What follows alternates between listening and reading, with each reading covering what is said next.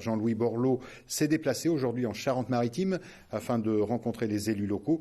En début d'après-midi, ce sont les secrétaires d'État Chantal Joanneau et Benoît Apparu qui sont venus en préfecture de Vendée. On ouvre une procédure extraordinaire, entre guillemets, par rapport au droit commun pour que les personnes puissent vendre à l'État leur maison. Parce que le problème qu'on a, c'est qu'il y a des personnes qui ne veulent pas se réinstaller chez elles ou qui ne peuvent pas, et qui ne peuvent pas vendre leur maison. Donc là, on leur garantie de leur racheter leur maison à un prix qui est le prix de la maison avant la tempête, pour qu'elles ne perdent pas d'argent. Donc ça, c'est l'objectif de ces zones, des zones de solidarité. Et ensuite, il y aura une deuxième procédure, effectivement, pour les personnes qui n'auront pas quitté, pour les maisons qui resteront, voire une procédure, s'il faut, une procédure d'expropriation, mais qui se fera parcelle à la parcelle, donc habitation après chaque habitation, au terme d'une enquête et d'une analyse complète. Donc. Effectivement, qu'on peut accepter et des autres qu'on ne peut pas accepter. En tant que maire, je l'ai dit et je le redis.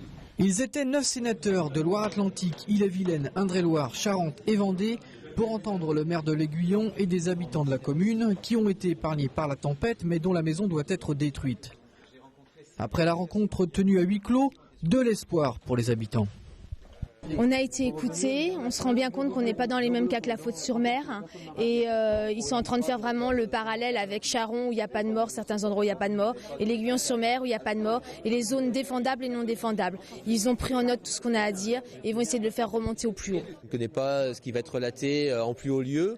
Je souhaite que ça soit dans le bon sens et en espérant que ça donne suite rapidement, parce que psychologiquement c'est très dur de vivre ce qu'on vit à l'heure d'aujourd'hui, alors que nous n'avons pas eu d'eau et nous sommes dans un zone noire, donc, et qu'on nous explique également les raisons de ce zonage.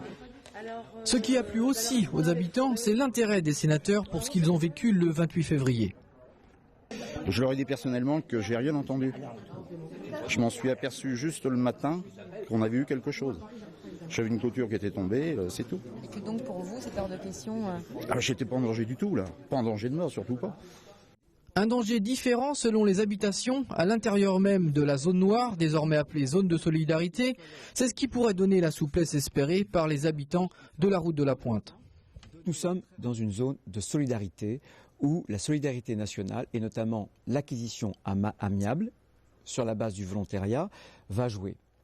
Ensuite, nous allons passer à une zone qui sera la zone de l'expropriation après l'enquête publique.